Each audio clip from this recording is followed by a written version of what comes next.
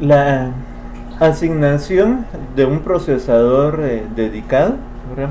Esto es una forma extrema del tema que venimos viendo, la planificación en pandilla, ¿verdad?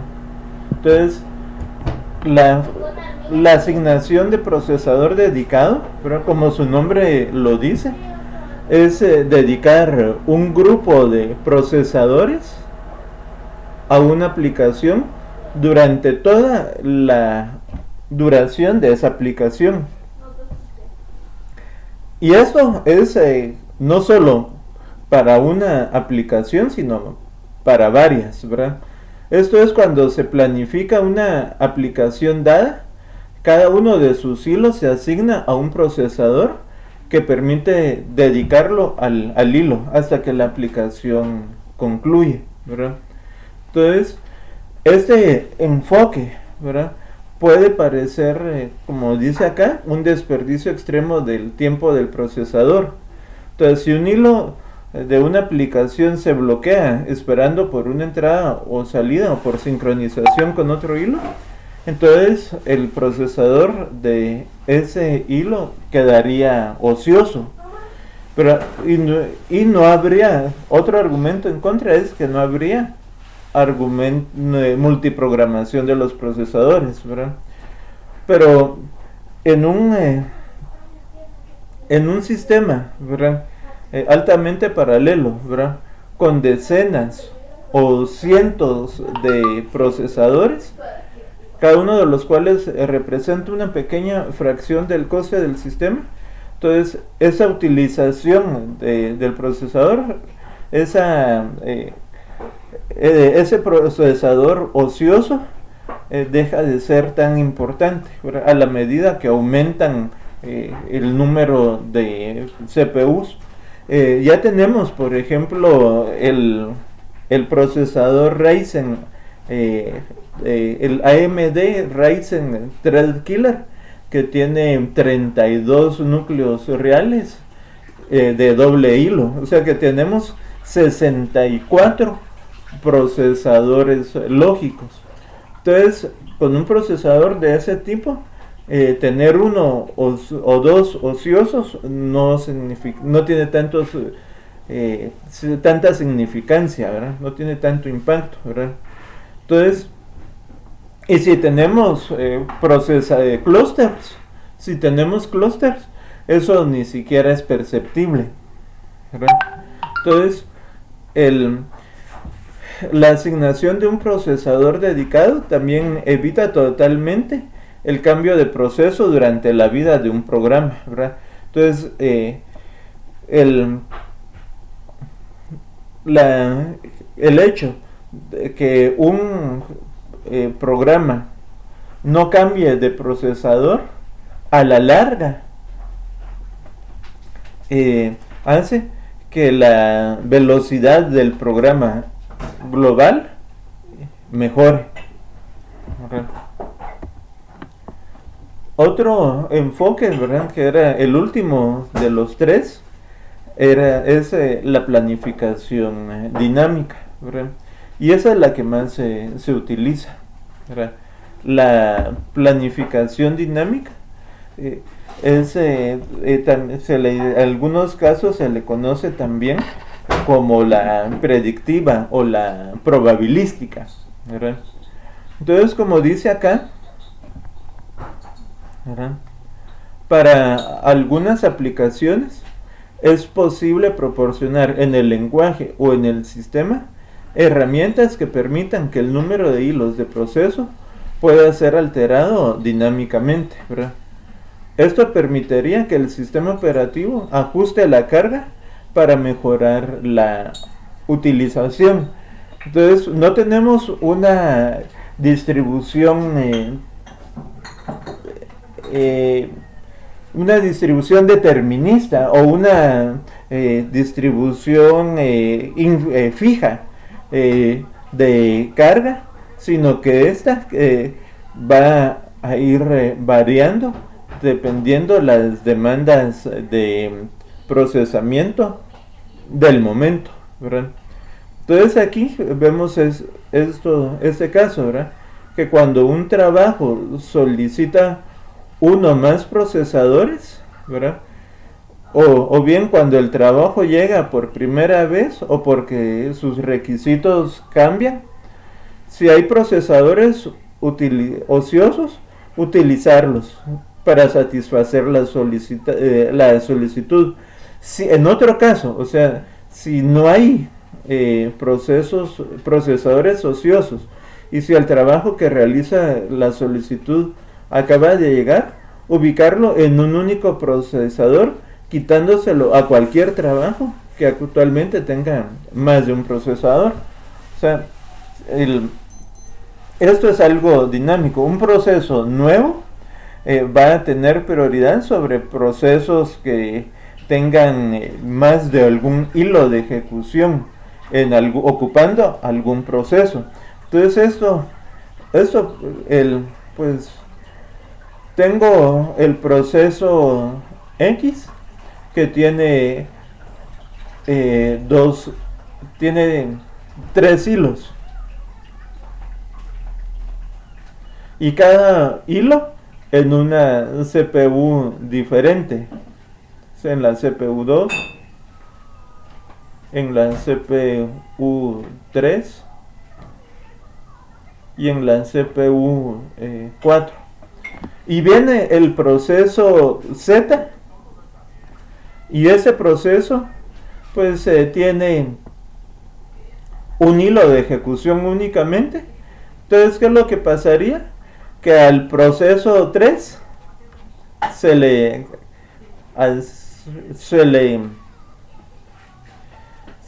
le saca al hilo 3 del proceso X, se le saca de la CPU 4 para que el proceso nuevo entre a ejecutarse de una vez, ¿verdad?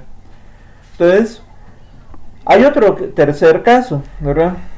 El tercer caso es si no se puede satisfacer cualquier parte de la solicitud, entonces se mantendrá pendiente hasta que un procesador pase a estar disponible, o el trabajo rescinda la solicitud, por ejemplo, si deja de ser necesario los procesadores extras, ¿verdad? Entonces, la programación dinámica, pero la planificación dinámica del procesador es algo útil y es algo que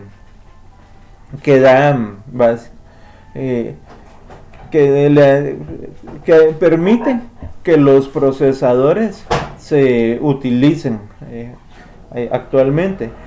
Volvamos a hablar de lo que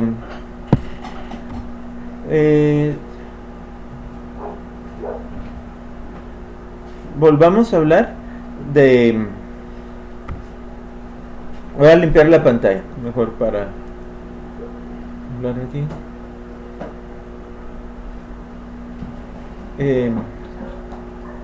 Aquí que antes de cuando llegamos hasta el Pentium, un Pentium 4,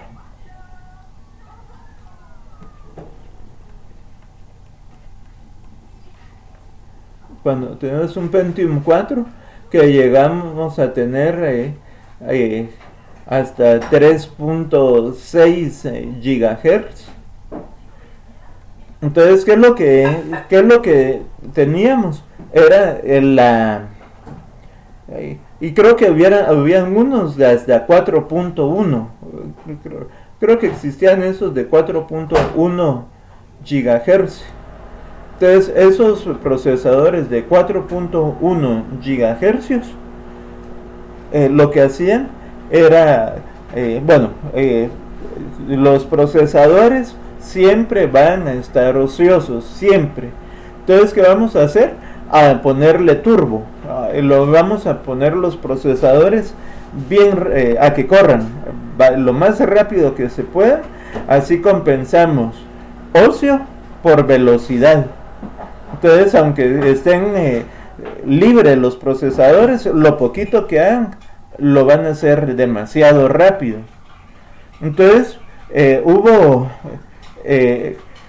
una carrera a finales de los 90 y hasta el año 2007, 2006, hubo una carrera por aumentarle los gigahertz a los procesadores, ¿verdad? Se recuerdan, creo que eso lo habíamos platicado.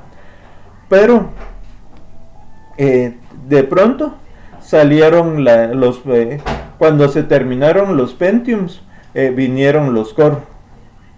El Core, el Dual Core, los Dual Core, los Core 2 Duo. Y después de esos Dual Core y Core 2 Duo, vinieron los Core i3, 5, 7. Y ahora que acaban de salir los 9, ¿verdad? Pero algo interesante es que se hablaban de procesadores de 3.6, 4.1 GHz, mientras que con los del Dual Core se hablaban de 1.7 a 2.4 GHz. Entonces, ¿qué pasó? Entonces ahí uno decía, pero bueno, ¿y cómo están diciendo que ese es un procesador? Lo de los cambios de paradigmas, ¿verdad? ¿Cómo es posible que un procesador de 1.7 a 2.4 GHz sea más rápido y más eficiente que uno de 4.1? Es por esto. Es por esto. Por la planificación dinámica. Entonces, con la planificación dinámica hubo un cambio de mentalidad. Entonces, ok, ya no vamos a hacer procesadores tan rápidos, ineficientes, ¿verdad?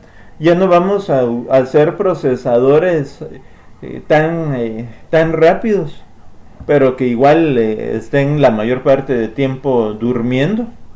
Entonces, vamos a hacer lo que hizo Intel fue que hizo alianzas con Microsoft y con los grupos, las comunidades de desarrolladores de Linux, para que hubo una innovación abierta, hubo una innovación abierta en la cual Intel vino y dijo, miren, los procesadores queremos hacerlos más lentos, pero hacerlos más eficientes.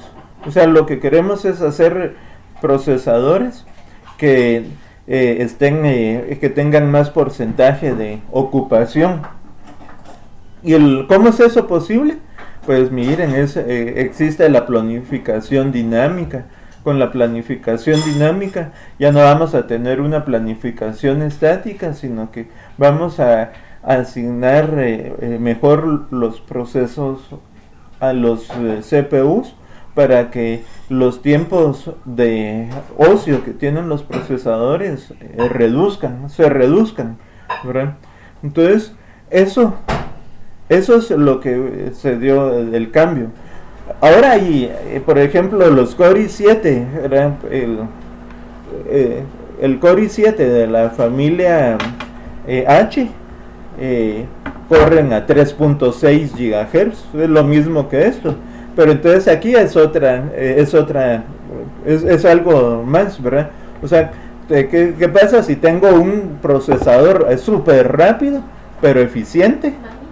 Pues voy a tener un rendimiento de lujo, ¿verdad? Entonces, esto, no sé si ustedes son fanáticos de la Fórmula 1, pero antes la Fórmula 1 tenía motores de 12 cilindros. Ahí a las compañeras, discúlpenme, pero Esos son los ejemplos, los analogismos que yo tengo, ¿verdad? Entonces, eh,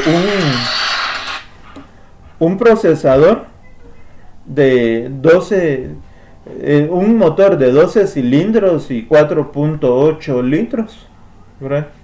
4.8 litros con turbo. Así eran los carros de Fórmula 1 de antes.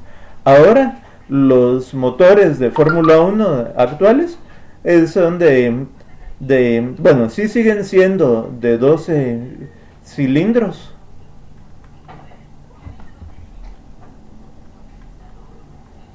Siguen siendo de 6, 12 cilindros, pero ahora son tienen lo mismo que nuestros carros, ¿verdad? De 1.6 litros, o sea, son 1600 centímetros cúbicos.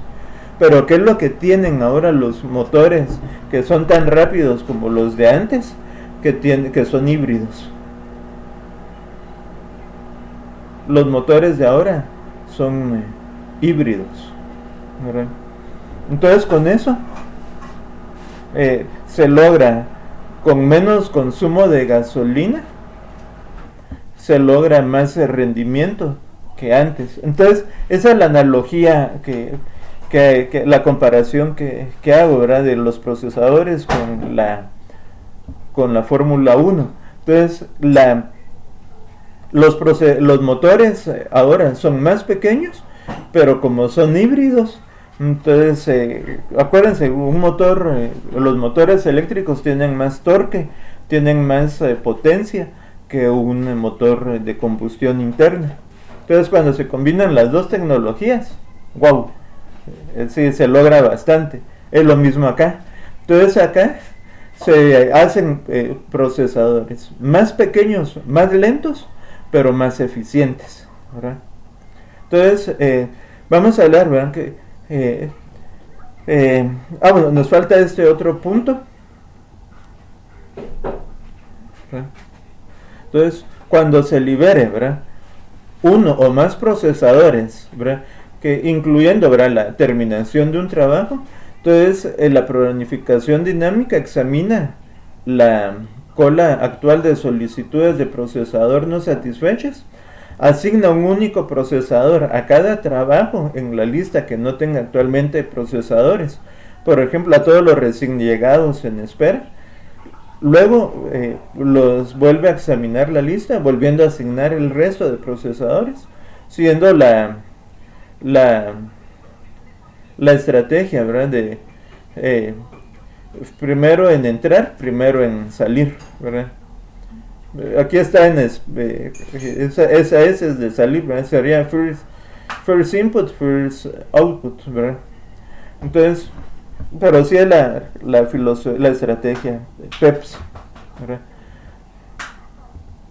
Ahora tenemos otra tipo de planificación, que es la planificación en tiempo real. Esta planificación siempre busca aumentar el rendimiento de los procesadores, ¿verdad? Entonces no es tanto vamos a ver, no es tanto, no es una simple tarea de asignar procesos a procesadores, sino es planificar cómo se hace esa asignación eficiente, ¿verdad? Entonces la computación la planificación en tiempo real, ¿verdad?, puede definirse como aquella en la que la corrección del sistema depende no solo del resultado lógico de la computación, o sea, del procesamiento, ¿verdad?, sino también del momento en el que se producen los resultados, ¿verdad? Entonces, en un sistema de tiempo real, las lagunas de las tareas son tareas de tiempo real y esas tienen cierto grado de urgencia, ¿verdad? Entonces, tales tareas intentan controlar o reaccionar a eventos que tienen lugar en el mundo exterior, ¿verdad? Una tarea de tiempo real, ¿verdad? De tiempo real duro, ¿verdad? De real time, es aquella que debe cumplir su plazo límite. De otro modo se produciría un daño inaceptable o un error fatal en el sistema. Por ejemplo, un sistema de tiempo real duro son los sistemas de control en una fábrica. Un sistema de control en una fábrica son aquellos que miden la temperatura de una caldera. Entonces tenemos un sistema, tenemos un sensor, ¿verdad?, de temperatura conectado a un microcontrolador, y ese microcontrolador conectado a la red, entonces a una computadora. Entonces, ¿qué pasa si, por ejemplo, en la Fillers, bueno, la Fillers ahorita, ¿cómo es? Ya la compraron, la Lay's, ¿verdad? En Lay's, ahí, bueno, hablemos de Guatemala, ¿no? Los productos, la señorial, los productos señorial, ¿verdad? Entonces, hay un horno, que ese horno es el que por ahí pasan las tortillitas, o los aros de papa que pasan ahí, y siempre tienen que estar a una temperatura constante. ¿Qué pasa si la temperatura varía? ¿Qué pasa si la temperatura baja mucho o aumenta mucho? El producto no sale bien cocido. Entonces, eso es un sistema de tiempo real duro, ¿verdad? El sensor que ahí está recolectando datos, pero si el sistema falla, si el proceso falla, podemos hasta incendiar la fábrica, ¿verdad? Entonces, las tareas de tiempo real duro son por definición urgentes, ¿verdad? Y si no se tiene sin cualquier demora, puede crear daños inaceptables o error fatal en el sistema. Y ojo, cuando hablamos aquí de sistema en tiempo real duro, no es solo en la computadora el sistema operativo que se bloquea, que se queda en pantalla azul. No, es que el sistema que controla el software puede fallar. La fábrica falla si el sistema falla, ¿verdad? Entonces el sistema aquí lo es todo. Entonces, una tarea de tiempo real suave tiene asociado un plazo límite deseable, pero no obligatorio, ¿verdad? Sigue teniendo sentido planificar y complementar la tarea, incluso cuando su plazo límite ya venció, ¿verdad? Entonces aquí es, por ejemplo, vamos a ver, en tiempo real suave, voy a pensar en un ejemplo, piensen ustedes también en algún ejemplo, ¿verdad? Entonces, el siguiente tema lo vamos a ver en el siguiente video.